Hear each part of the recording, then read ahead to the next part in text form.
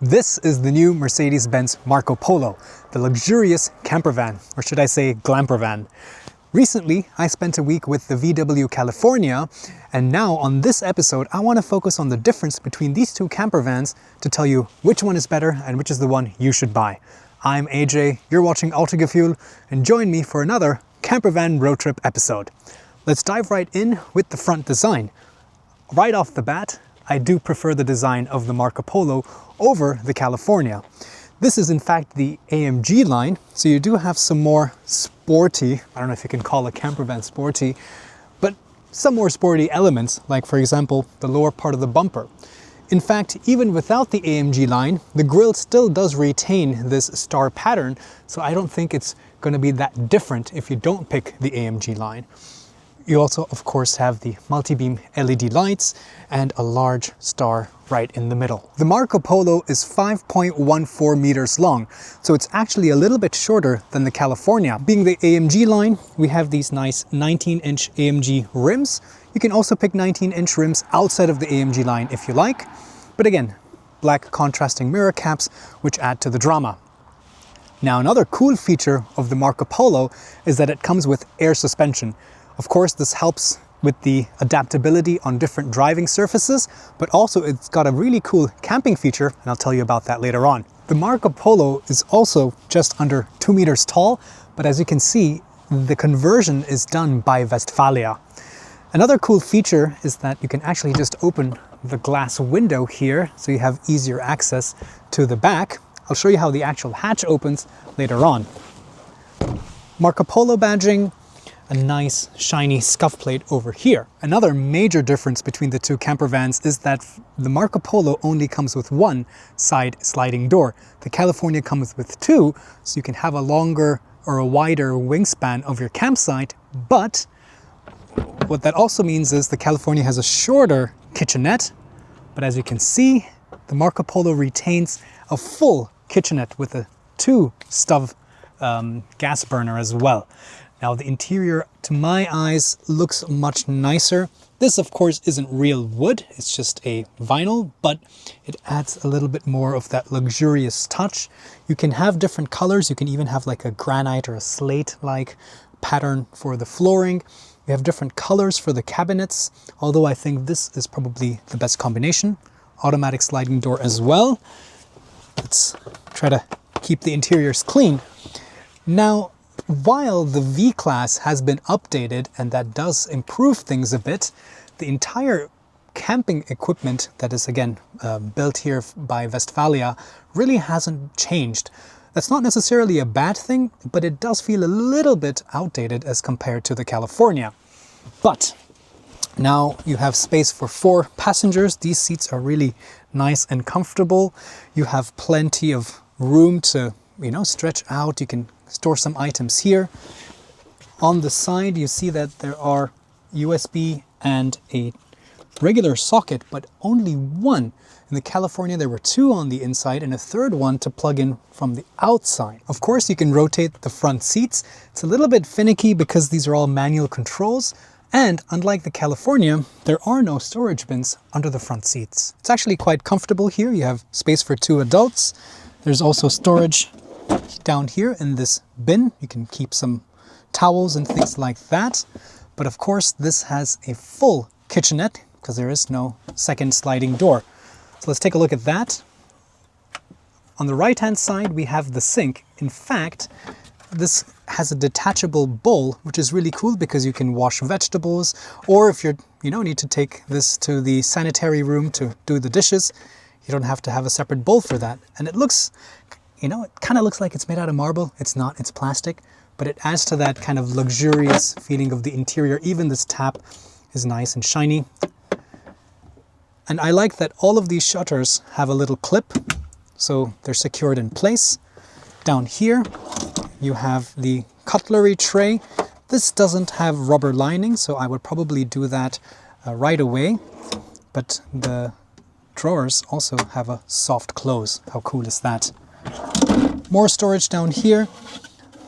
This lining is quite nice, although it's not very soft, but you do have some magnets, so you can find some magnetic storage solutions so that your items here don't roll around. Even these shut lines have a little bit of felt lining, so it does have a little bit more, yeah, it's a little bit more quality feeling. The biggest difference is right here. You have a 2-burner gas stovetop, whereas in the California you only have one, and therefore they've been able to shrink the length of the kitchenette and provide a second sliding door. But I would say, you know, it's nice to have the option to cook 2 things at the same time. Nice and hot here, so you can make, I don't know, boil some pasta and fries at the same time. More storage, and this does have a bit of rubber lining at the bottom, so this is nice down here. This is a sliding door, so more storage. This is actually the blinds for the front windows, and I'll show you that later on. Speaking of blinds, of course, this window can be opened like this, and you have blinds right here. So when you're camping and you want privacy, this little window also has its own little blind as well. But just as in the California, there are no fly screens or a mosquito mesh. So if you want to have some ventilation at night, you have to open this all the way and then, yeah, be susceptible to having more insects in the interior. There's plenty of smart storage solutions here in the cabinets. And what I really like is that you have a bit of a dresser, which was missing in the California. So a mirror with a light and a little shelf. You also do have an overhead bin, but it's not as large as the one in the California, but it's also nice. I like this logo over there. You have a nice large 40-liter cool box right here. The California also has a nice refrigerator, and it's also accessible from the outside and the inside. There's also a large table that comes out here. This is definitely larger than the one in the California, but that being said, you can also fix the picnic table from the back inside the California. But at the end of the day, you know, this also comes with a picnic table. So if you want to calculate the overall surface area across both tables, this still comes out on top. This also comes out on top in terms of the freshwater tank. So this has about 38 liters, whereas the California has 28 liters. Although during my week camping in the California, I never even used more than 10. So it's easy to fill them up, and I don't think you really need to worry so much about it. Another drawback of the Marco Polo is that there aren't as many options to charge your phone back here in the cabin. We already spoke about how you just have a couple power sockets in the front, but even back here, for example, there's just a 12-volt power socket. So where do you actually sleep in the Marco Polo? As you can guess, this becomes the lower bed and that becomes the upper bed. Unlike the California, this reclines automatically. You can see there are buttons for that here, but first you do need to manually move the bench forward. And if you look back here, there's actually a little slot to put the headrests. So that's nice. They get neatly tucked away. There we go. And now, let's see.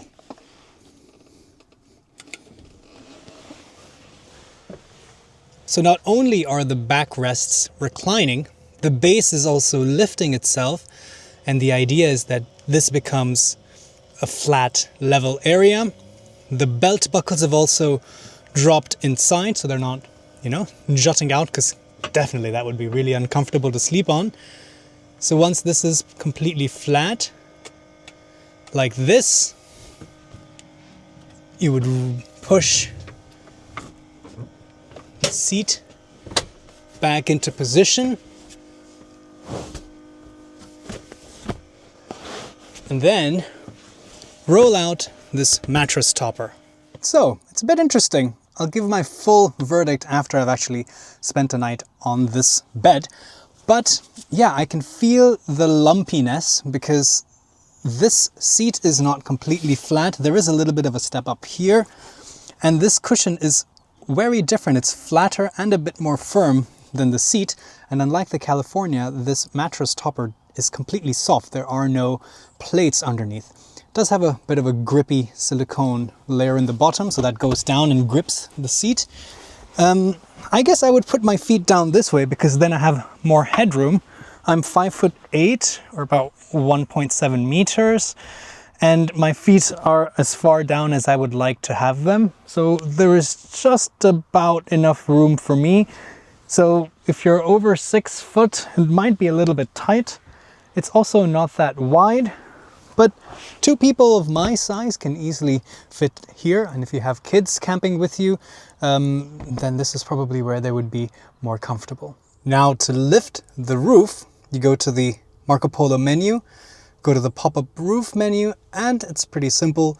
It says extend, please observe the maximum height, yada yada. And of course have the door open because the bellows will suck in quite a bit of air. So you want to make sure the air pressure is equalized. And then you hold this and the roof starts going up.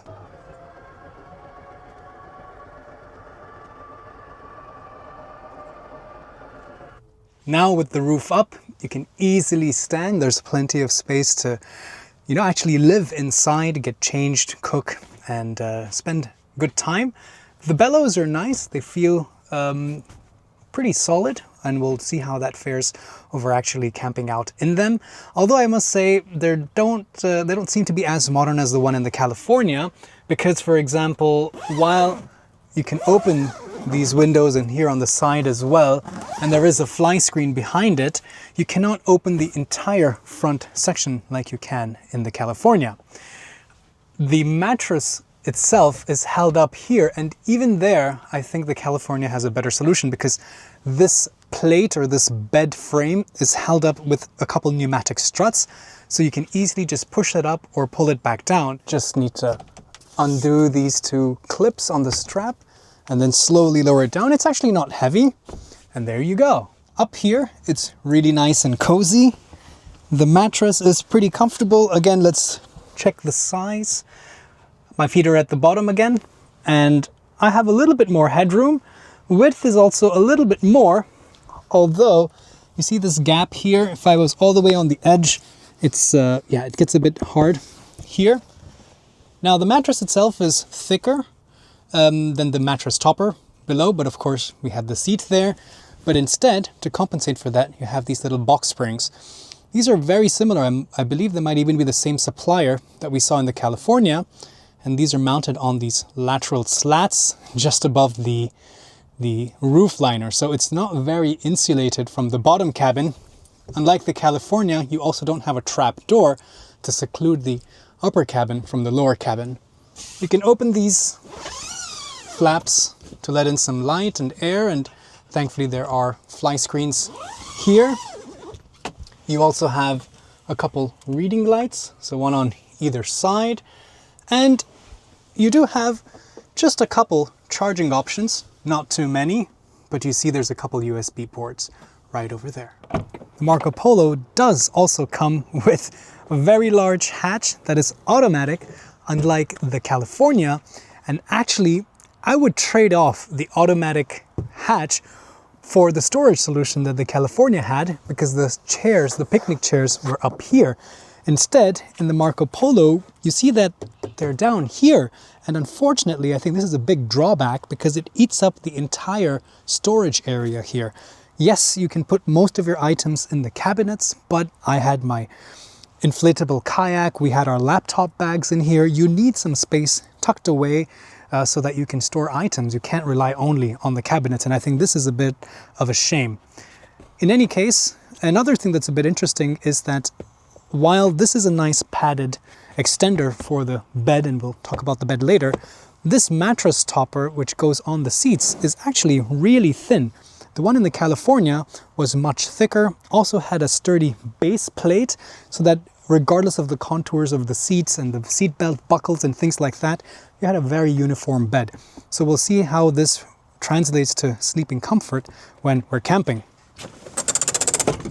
But you can also see that you have this, you can lift this over here, and then you have all your camping equipment. So you have, for example, your power line. These are the chairs. They're also not so great. We'll take a closer look at this in a minute. I think the ones in the California are actually better. And this is also where you have the picnic table, so you can open this up, and we'll take a closer look at that in a minute. And it's easy to fit these back in like that, and then close this here. And on this side, you can see that there are more cabinets to store more items. In fact, the cabinet up here also has a place for you to hang your clothes, so you don't have to just rely on folded clothes. If you want to hang some jackets, you can also do that. There's also a shower head down here, which you can connect to this outlet, so you can have a little handheld shower on the outside if you want to wash your feet if they're sandy, or potentially even take a shower if you wanted to. There's also a little place to maybe keep a shower gel, so pretty easy. You also have the blinds to cover the rear window there. Another place where the Marco Polo falls short of the California is the picnic table and chair. First of all, it's disappointing that it takes up so much cargo space, and it's not really worth it because the table is not very sturdy and the chairs are really uncomfortable. They're also very thin and there's barely any back support, as you can see. In the California, I was working 9 to 5 for a whole week, and I couldn't imagine doing that here. I would get back pain. So I don't know, it's best to just take this completely out and just buy your own picnic chair and table, which is more comfortable, and find a different place to store it. Here we have the key fob. Let's take a look at the door closing sound. Pretty solid, pretty heavy. It's also cool because, again, being more van-like, the filler cap is automatically locked away when the door is closed. Now let's talk a little bit about the door. So I do like that this has soft materials all around, whereas the California only had a soft padding for your elbow on the armrest. This is all quite nice. Even here, you have your door lock, unlock, seat heating, window controls, mirror controls, things like that. But very quickly down here, the plastic gets quite hard. This is a smaller shelf and doesn't have any rubber or felt lining, whereas in the California you had a bigger shelf which was rubber lined. And another thing that I'm not too happy about is actually the seat. So everything has to be adjusted manually, like this is for the base to, tilt it. Sure, you do have automatic controls for the lumbar support, but the height, and worst of all, the recline, the wheel is all the way back here. When I'm driving and if I want to adjust this, it's really hard to reach back here. And on long road trips, you're going to probably have multiple drivers. So switching between different seating positions is always going to be a bit of a pain. The driver's seat of the Marco Polo is indeed a fun place to be because I have a really nice overview. Even though the seat is set to the lowest position, I'm actually sitting quite high. I have a great view out forward. And again, the end of the dashboard is just within my reach. In the California, it was really far away. So I feel more connected and I feel like I can see the edges of the van better. I also like that there's soft touch materials here on the top of the dash. And while I'm not a big fan of this fake carbon fiber treatment, you have different options for these inlays. And who could forget Mercedes-Benz interior lighting, the ambient lighting that goes through the inside of those beautiful vents and down here. It creates such a nice ambience. This is also padded material soft touch and a damped glove box. Although there's no felt lining here, it's pretty deep. But in general, storage could have been a little bit better. I think the California had more options. You even had a little glove box up here, there. But overall, this gains back a lot more points for the user interface. So let's talk a little bit more about that. One thing I really like about the Marco Polo is the inside rear view mirror, because it doubles as a screen and you can see a live feed of a camera pointing out the back. In fact, this is also positioned inside the rear window, so it doesn't get wet or dirty as easily. And no matter what luggage you've stacked on the back bench, you always have a good view out. I think the biggest benefit of the Marco Polo over the California is its technology.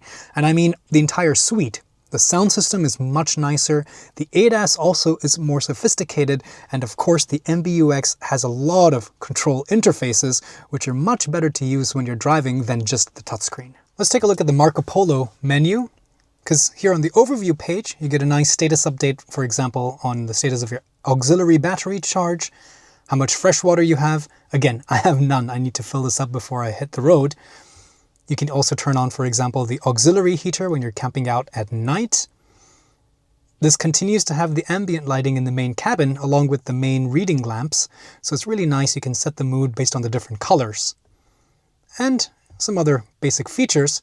But the coolest feature, like I was telling you guys earlier, if you have the air suspension, there is a self-leveling function. So it's really cool if you're wild camping on an uneven surface. You just set this up and then it will use the air suspension to level the van, so when you're sleeping you're not tilted to one side or the other.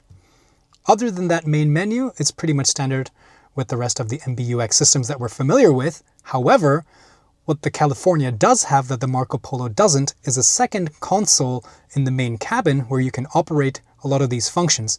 This only has it here, or you need to install the app and control that on your phone. Hallelujah. I love these buttons. They have such a nice clicking sound, knurled finish, nice toggle switches for your climate control. These are actually a couple dummy switches, but here is the switch to open the sliding door. And of course down here you have a large touchpad, which has a nice little haptic feedback. There's a little vibration that you feel every time you go through the different menus. Shortcuts over here. The dynamic chassis control, now that this has the air suspension, you can change it to sport mode or keep it in comfort. We'll test that out when we're driving. A nice knurled roller for the volume and a lot of other shortcut buttons. So this is a much nicer interface to use rather than the VW's touchscreen only system. The drawback is, as you can see, this juts in quite a bit into the interior. So unlike the California, it's not as easy to step out from the inside, from the driver's seat, to go to the back.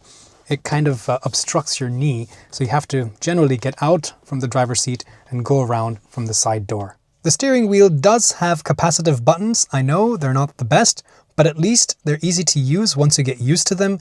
There are certain indentations and different contours, so it is easy to feel what you're controlling when you're driving. The right-hand side has, for example, telephone and volume controls, along with the navigation of the main menu on the right side. Here on the left, this is to control the instrument cluster and your assistance systems. And I always love to use the speed limiter. So I think people get confused when I say the speed limiter. I'm not talking about cruise control or travel assist. I'm talking about the speed limiter where I still use the accelerator, because in the city, it's much safer to use this and smoother than relying on a cruise control. So it's really easy to use this, and you can set the speed limit with this button here. So we'll talk a little bit more about that when I'm driving. Paddle shifters, although being a van, I'm not so sure how sporty it's going to feel, but you have control if you want them. Gear stalk, wiper, and indicator stalk on the left-hand side. Now the main instrument cluster, again, very familiar. You have different options, different views, so you can see different information or the map. You can also switch between the kind of look. So you have like the understated design, which is very nice and calming, this theme, or the sport theme. You can also just have the map, taking up the entire screen, so you have a very good view of where you're going. So yeah, good useful systems, no head-up display though. Welcome to my campsite here in Jasmine National Park, all the way up north along the Baltic Sea coastline. I've been camping in the Marco Polo for a few nights now, so let me tell you a little bit more about the things I've observed. First of all, the bottom bunk is actually quite comfortable. I was initially worried that because, unlike the California, which has a thicker foam mattress and plates along the bottom of the mattress that you roll out, here in the Marco Polo, these seats just fold flat and you have a soft mattress topper that you roll out. And I was worried that it was going to be lumpy and uncomfortable to sleep on. But actually, it's not too bad. You don't really feel the undulations or the contours of the seat, and it does seem pretty flat. I slept with my head here and my feet on the rear window, and this orientation I think is the most comfortable. The upper bunk I think is more or less the same as the California. In fact, I suspect it's the same supplier as well for the cushions and the box springs. But similar to the California, the same issue persists, which is it's not well insulated. So on a rainy, stormy, windy day like this, it gets loud, it gets cold. The rain is completely kept out, so it's waterproof, but it can be loud and cold. which is part of the camping experience, I suppose. But thankfully, the auxiliary heater is really good. There's a jet of hot air that shoots out from below the driver's seat. It's a little bit loud when it first turns on, but it can quickly warm up the entire cabin, even the top. So that's a really nice thing. Other than that, things I wish they could have done a little bit better. For example, are these window blinds on the side. It's really thin, so it doesn't do a good job of insulating it. And you can see that it's one large continuous piece. And the problem with that is, when I want to open the front doors to access the things that I've stored in the door pockets or just things under the steering wheel or back here, I always need to go from outside and undo the suction cups to then be able to swing the door open. In the California, there were 3 individual pieces, and it was really nice and flush because there were magnets for these blinds and they would just pop into place. And the main windshield also had these poles, so it would go all the way down. Now I have to stick my arms all the way in and use suction cups again, which is just too cumbersome. I think the California does it better. Another thing that I think the Marco Polo could have improved upon is the interior lighting. Mercedes just has a great interior lighting setup and technology, but the nice interior lights with the colors that you see, those ambient lights only turn on when the ignition is also on. When the ignition is off and you're in the camping mode with the camping battery, you have the very traditional interior lights, which I think is a little bit outdated. If they were able to incorporate these colored ambient lights and the animations that they provide to have a nice camping ambiance, that would have been a little bit better. And last but not least, I think the Marco Polo definitely lacks storage solutions, which the California does quite well. For example, the rear window all the way on the back, here in the Marco Polo, doesn't have any storage solutions. In the California, there's a really nice large bag, and especially when we were camping with 4 people, that storage is quite vital. Without it, it's, I think, a big missed opportunity here. Another thing is, of course, the drop-down box or the overhead bin. It's not as large as the Californias, but the worst offender, I think, is the fact that in the actual trunk area, the really bad camping chairs and that basket, which doesn't even pull out, just takes up the entire trunk area. To access it, you always have to remove whatever you have on top and lift the lid to access those chairs and whatever you might have kept in. It doesn't even pull out like a drawer. So at the end of the day, I think that whole rear section is a missed opportunity, and the California does a much better job of packaging that for clever storage solutions. Another interesting feature of the Marco Polo is if you have the Airmatic air suspension, that it can level the van when you're camping. So to do that, you need to go to the vehicle menu and start the leveling function. I need to start the engine up, but it starts beeping because of the roof. But I'll explain, it's quite simple. You have to make sure it's in park and then that the parking brake is released and things like that. Then you press and hold one of the buttons and then it will automatically level the van by individually extending or compressing the springs on the 4 wheels to make sure that your pitch and roll is leveled out. And as you can see right now, it's 0 degrees overall. To be honest, since I've been camping at regular campgrounds and camping sites, they also ensure that the camping ground itself is pretty level, because people come with caravans or just their tents. So I really didn't need to use this, but it would be definitely useful if you're wild camping. But the other advantage of the air suspension is that you can raise the ground clearance in general, like I was saying earlier, so that you have a little bit better off-road ability. Let's check what's going on under the hood. Nice to see a gas-charged strut and further insulation. Interestingly, the Marco Polo only comes in a diesel option, so you get a 2-liter Turbo 4 diesel, albeit in 3 states of tune: 163, 190, or 237 horsepower, like the one we have here. It's actually longitudinally mounted, so it's rear-wheel drive, going through a 9G-tronic automatic transmission, although you do get an optional 4MATIC all-wheel drive. The California actually comes with a plug-in hybrid option, so that would be a little bit more future-proof, especially if you plan to have that as your only vehicle and you'll be driving in the city quite often. Let's see how the Marco Polo fares on some winding country roads. So first, I'm going to go into the dynamic selector here and go to sport mode. Now the Airmatic suspension also provides a more sporty characteristic, but just a little bit. I cannot feel too much of a difference, but I do feel a little bit more tautness in the suspension. It's not necessarily uncomfortable or bumpy, but it does help reduce the body roll a little bit more. The steering also changes its weight a little bit, and of course the throttle mapping and the 9G-tronic also become a little bit more sporty, so a little bit more quicker and a little bit later in the upshifts. But all that being said, even though this is the AMG line and the 300D, this is not a very fast van. At the end of the day, it's still a camper van, it's a leisure vehicle, and just like the California, it wants to be driven leisurely. But if I were to draw a direct comparison, I don't think this has the outright acceleration. So if I were to come to a, let's say, 20 or 30 kilometers per hour here and put my foot down, yeah, the acceleration is okay, the engine gets really loud, but it's not necessarily very quick. The California, as you might remember, also comes as a plug-in hybrid, so that electric motor, even the electric motor on the rear axle there, does provide a nice push, and that's lacking here. Yeah, and that diesel, while it's smooth and the shifts are smooth, it does sound quite loud and grumbly on the inside. It's also a longitudinal engine, so I feel like it's coming further in through into the cabin, so you can feel that a little bit more. But other than that, the seats are also nice and well contoured. The side bolstering also helps keep me in place.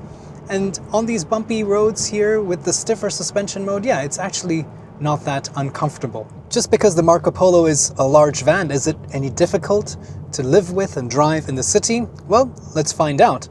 As I was saying, in the city, I really like the speed limiter, so not the cruise control or the travel assist, but just the speed limiter. I'm free to accelerate and decelerate because it's much more smoother. I can react better to pedestrians and cross traffic and cyclists, but I will not go beyond the speed limit. So this is really nice because it notices, like right now we went from a 50 zone to a 30 zone. It'll suggest that, do you want to switch to 30? And with one button, it drops directly to 30. I don't have to click through these haptic buttons. Actually, the steering is also really nice and light, and in the comfort mode of this air suspension, these bumpy city streets are also, the van glides over them. Visibility is also really good because, again, this digital mirror, so to speak, really makes it very easy. But because the B-pillar is behind me, I have a really good view out the side and even here on the left-hand side. And also, because this is a rear-wheel drive platform, the steering of the front axle is a lot more sharper, so the wheels can steer a lot more, and therefore the turning circle is actually quite tight. So I would even say that this is more maneuverable, not just because it's smaller than the California, but like right now, you see here, very easily I can turn.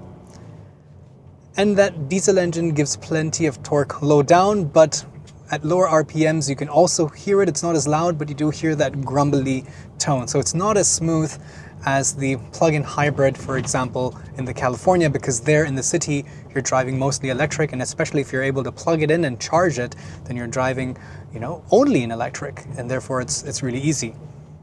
But the big the mirrors on the side, the wing mirrors, also provide good view out the sides and the edges.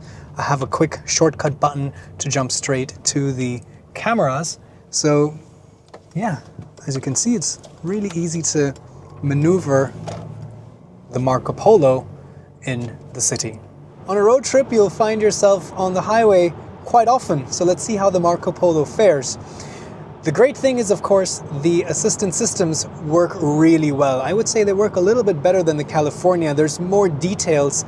Like for example, when you come to a traffic light, the camera turns on so you can see that, the light changing from red to green, things like that.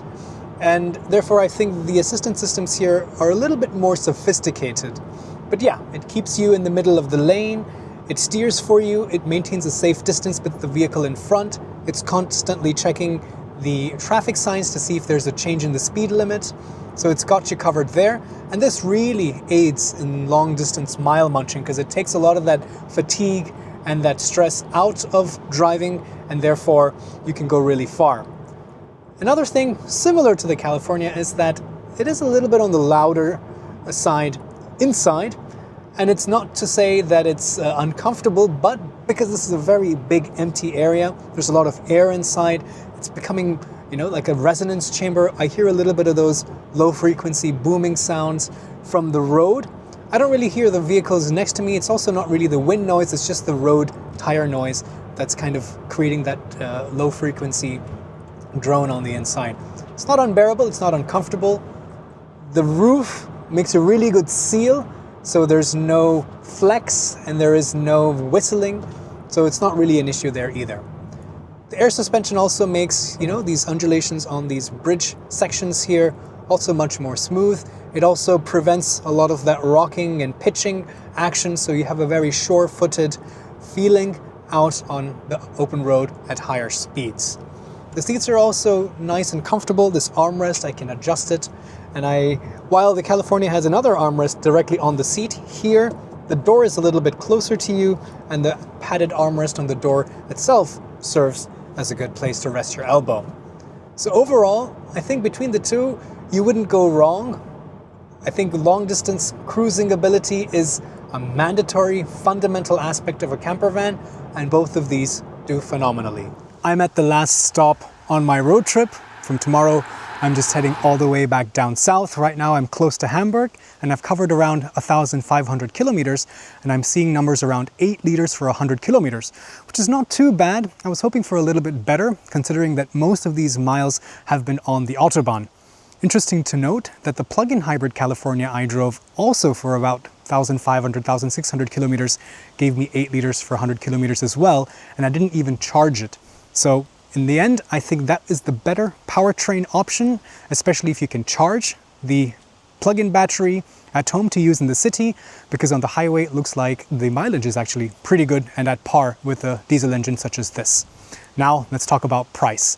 The entry-level Marco Polo, called the Horizon, which is basically just a 7-seater van, but just a pop-up roof, starts at around 67,000 euros. But the standard camper van with the kitchenette and the cabinet starts at around 79,000 euros. But the AMG line with the air suspension, 4-wheel drive, 300D, all the bells and whistles can easily touch 110,000 euros. That's a lot of money for effectively just a leisure vehicle. That being said, the Marco Polo is around the same price as the California Ocean that I tested, which was 103,000 euros for the plug-in hybrid Ocean trim and the 4Motion. So just goes to show how expensive these vehicles are in general. Now, the big question, which one is better? It's a little bit of a tough question to answer, but I think at the end of the day, the California is just the general better all-round camper van. Yes, the software in the California is really bad. It was glitchy, it was buggy, the roof wouldn't come down. When I reset the infotainment system, it just reset to a factory multivan, and the California control and dashboard just vanished. Compared to that, the MBUX is far superior, more robust, a lot more user-friendly, and of course you have a ton of buttons. But I think the lack of storage solutions and the slightly outdated interior, albeit it does have that nice luxury feel to it, I think is not as practical as the California. Plus, like I said, the powertrain and drivetrain options are also quite limited. This diesel and automatic is good, but you have the traditional drawbacks of that. It's a little bit grumbly, and especially when you're in the city and the automatic downshifts from 3, 2, and 1, it has a little bit of that pulsing engine braking, which causes that deceleration to be a bit jerky. Therefore, my pick of the two would be the California. Let me know what you think, put your comments down below, and of course, make sure you watch my review of the California to see firsthand how my experience with that was. Thanks for watching.